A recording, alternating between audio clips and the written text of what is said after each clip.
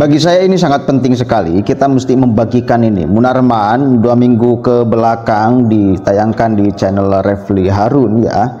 Dia sedang diwawancarai dan dia mengatakan tujuan FPI. Lalu yang lebih menarik lagi, dia berbicara tentang dokumen rahasia AS. Pasang otak kita dengan baik dan benar ya, untuk kemudian kita menganalisis sesungguhnya kelompok yang kemudian di sana ada Munarman, perannya apa sih? Kan biasa mereka itu maling teriak maling, lempar sembunyi tangan. Padahal dia yang melemparkan, tangannya disembunyikan. Unyil, ente yang maling, teriak orang lain yang kemudian maling. Kenapa? Karena mari kita cocokkan antara teori dia, ya katanya dokumen rahasia ini, dan saya percaya dokumen rahasia yang disampaikan oleh Munarman dengan fakta di lapangan siapa yang sesungguhnya memecah belah umat Islam. Oke, ini penting. Satu kali lagi, pasang otak kita dengan baik untuk kita bisa mencerna apa yang disampaikan oleh Munarman, supaya kita bisa menyimpulkan arah, maksud dan tujuan Munarman ini tertuju kepada siapa. Gitu ya. Coba kita dengarkan, simak baik-baik. Ini penting, khususnya bagi umat Islam, saudara. US government dia.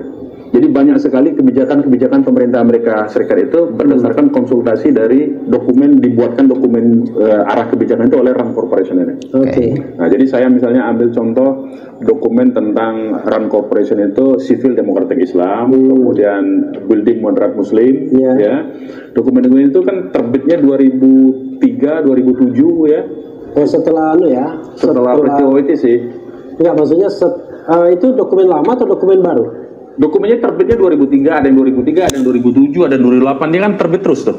Dan itu kajian tahun itu juga? Kajian tahun itu juga. Okay. Jadi dia bukan dokumen yang reveal setelah 30 tahun. Oh bukan. Okay. Itu memang mereka disewa oleh Pentagon, oleh Kementerian Luar Negeri Amerika untuk bagaimana bersikap dan menyikapi dunia Islam dalam konteks ini tadi.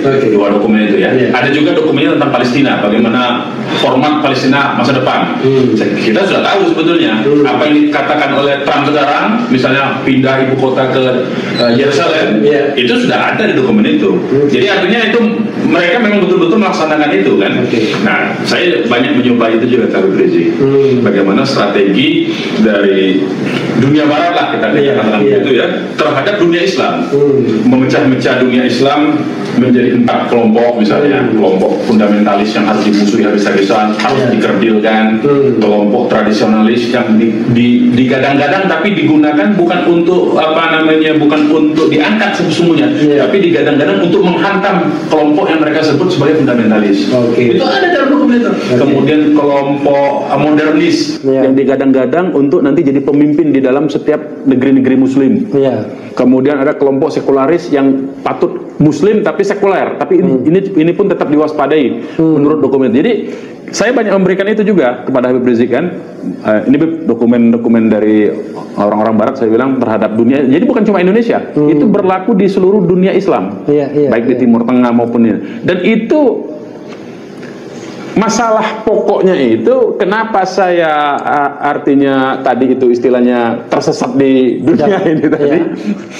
Saya lihat itu mendekati kebenaran.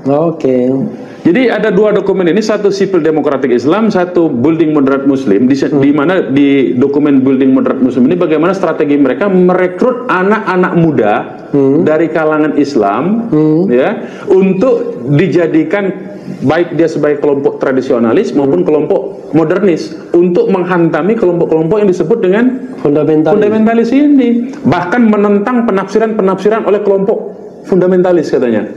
Disuruh tentang. Jadi dibiayai, disupport, dikasih publikasi, dikasih sediakan dana, mereka juga bekerja sama dengan media-media mainstream.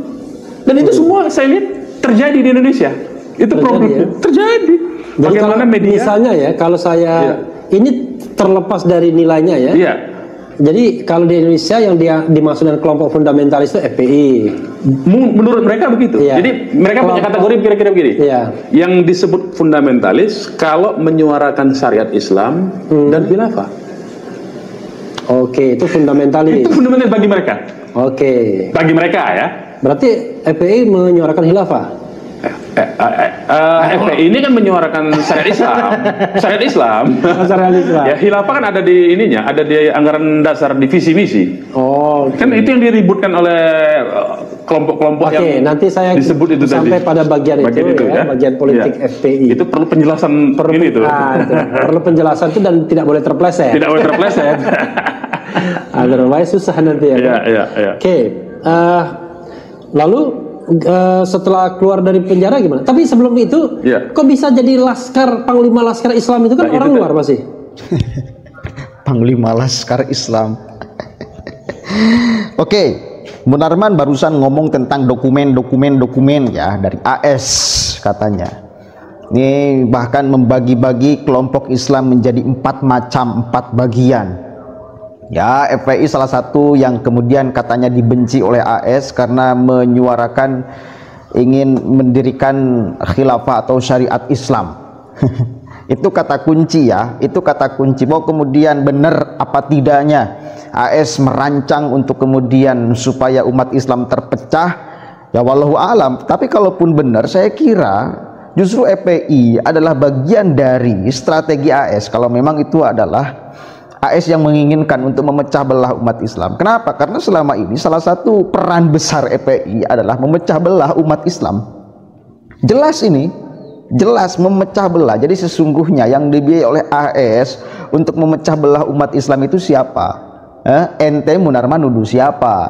Atau sesungguhnya memang ente yang sudah mendapatkan kocoran dana, lalu Anda kemudian tuduhkan kepada orang lain. Tugas kalian memecah belah umat Islam, lalu Anda tuduhkan kepada orang lain seolah orang lain yang kemudian memecah belah umat Islam. Padahal faktanya praktek di lapangan, coba kita cek siapa yang memecah belah umat Islam. Siapa? Kalau urusan khilafah, kalau urusan kemudian syariat Islam, saya kira nggak perlu ada kemudian suruhan dari AS, nggak perlu itu kemudian ada gelontor dana dari AS. Kita punya pikiran kok. Kita juga ngaji, kita belajar agama. Dan para pendiri bangsa ini, panding bader kita, bahkan ulama-ulama sepuh, pendiri NU, pendiri Muhammadiyah, apakah itu bagian daripada rancangan AS? Kenapa beliau-beliau mereka tidak menjadikan syariat agama sebagai basis bernegara? Kenapa? Karena bukan itu konteksnya, bukan karena ada strategi AS. Literatur agama pun, masa kita mau menuduh bahwa Hadratus Syekh Ki Haji Hasyim Asy'ari itu bagian daripada skenario barat? Masa kemudian mau nuduh bahwa Kiai Haji Ahmad Dahlan pun bagian daripada skenario barat untuk tidak menghendaki Indonesia berdasarkan syariat Islam? Kan mereka beliau-beliau ulama-ulama sepuh terdahulu tidak menghendaki adanya negara Islam. Kenapa? Karena kita majmuk, ya karena kita plural. Ini hasil kesepakatan loh. Masa ini adalah semua rancangan aturan di Republik ini, termasuk ideologi Pancasila, itu hasil bagian dari strategi AS? Kan kacau. Artinya kalaupun tidak dibiayai oleh AS, kalau benar nih, kita kan nggak tahu di ucapan si Munarman benar atau tidak. Yang jelas ya mungkin dia aja kelompoknya yang sengaja dibiayai untuk membelah masyarakat Muslim, khususnya Indonesia, untuk mengganggu stabilitas negara. Agar apa? Kalau negara diganggu stabilitasnya, maka tidak akan maju-maju, bos. Nah itu mungkin yang diinginkan oleh AS. Indonesia jangan sampai maju. Maka dihadirkanlah kelompok-kelompok yang kayak gini untuk segala sesuatu itu diseret ke ruang agama. Politik juga kemudian diseret ke ruang agama. Para muhibinya kemudian dikerdilkan cara berpikirnya, kemudian diseret ke dalam satu arus pemikiran imam besarnya. Tidak boleh merdeka. Bahkan kalau mengkritik Habib itu kan iblis. Dan itu supaya apa? Supaya cepat gampang mengendalikannya. Rasional gak? Rasional gak? Efeknya ada nggak ke Amerika? Oh ada. Kalau bangsa Indonesia tidak maju, orang-orang Indonesia jumud tetap di dalam pemikiran, itu berpengaruh banget itu kepada sekarang aja dengan kemudian ada hadirnya Jokowi, mereka terkapar-kapar kok. Freeport kemudian diambil banyak oleh Jokowi. Kan itu adalah hasil dari kecerdasan dan keberanian orang Indonesia untuk melawan Barat, untuk melawan luar gitu loh. Jadi ini namanya maling teriak maling. Jadi ini namanya lempar batu sembunyi tangan. Dia yang melempar, dia yang menyembunyikan tangannya, seolah kemudian orang lain yang mendapatkan kocoran dana, ternyata dia. Karena faktanya mereka yang selalu memecah belah umat Islam, membelah umat beragama. Oh, kemarin di Pilkada Jakarta, gila-gilaan belahnya umat beragama. Orang kelompok ini yang menginisiasinya, kelompok ini belah kan, urusan politik, lalu dimasukkan isu-isu agama di sana, belah masyarakat. Jadi faktanya siapa yang membelah masyarakat? Faktanya siapa? Kan mereka. Kalau mau benar-benar bersatu umat Islam, juga jangan membuat FPI dong. Kan itu logika dasar. Jangan membuat FPI. Udah ada NU dan Muhammadiyah dengan Persis cukup tuh. 3. Ini malah ada lagi FPI. Adanya hadir FPI itu kan membelah, membuat kelompok-kelompok. Ya wis, berarti ente bagian dari strategi AS untuk membelah umat Islam. Kalau seperti itu caranya, kalau seperti itu benar adanya, kan itu simpel sederhana kok. Bukankah amaliyah orang FPI sama dengan orang NU? Kenapa nggak masuk NU? Kan itu. Kenapa coba? Apa yang diinginkan oleh ente? Persatuan umat Islam. Ente dengan adanya FPI membelah kok. Masuk gak? Jadi ngomong tentang persatuan umat Islam dengan hadirnya kelompok itu malah membelah, kan bullshit namanya. Jadi siapa yang berperan di belakang mereka itu? Sutradaranya siapa? Tugasnya kayak gitu kok. Mempersatukan atau membelah? Ayo lihat aja praktik di lapangan, mereka membelah atau mempersatukan? Membelah umat Islam atau mempersatukan umat Islam? Ayo, semua bisa menjawab, dan semua saya kira bisa melihat realitas di lapangan. Begitu dong. Jadi Munarman ini harus disebarkan.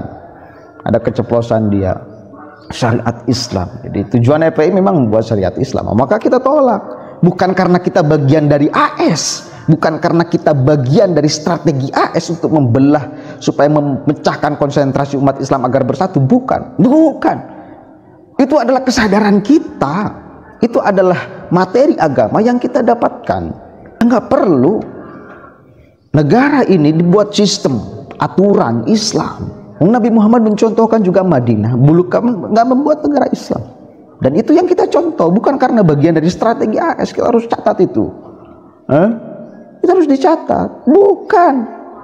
Ya karena ajaran agamanya juga tidak mewajibkan demikian. Bahkan Nabi Muhammad tidak mencontohkan untuk membuat negara Islam berdasarkan syariat Islam. Tak ada, Pak. Mana ada? Nggak ada.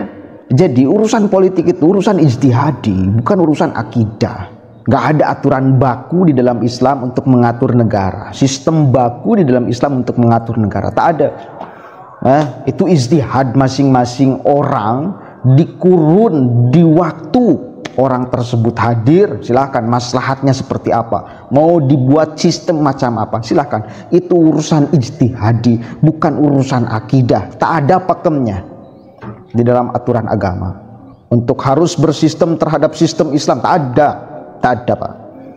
Bahkan satu kali lagi, Nabi Muhammad pun ketika beliau menjadi pemimpin itu tidak menjadikan syariat Islam, tidak menjadikan Madinah sebagai negara yang Islam. Tidak. Mudah-mudahan ada manfaatnya. Assalamualaikum warahmatullahi wabarakatuh.